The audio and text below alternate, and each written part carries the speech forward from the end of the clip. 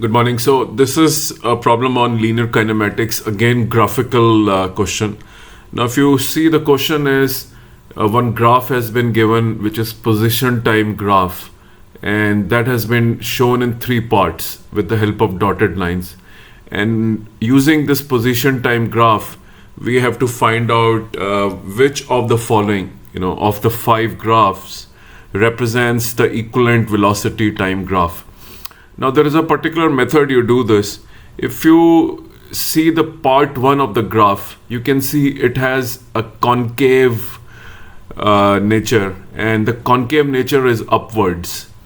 The second part of the graph is approximately a straight line. When I say a second part of the graph, I mean the position time graph.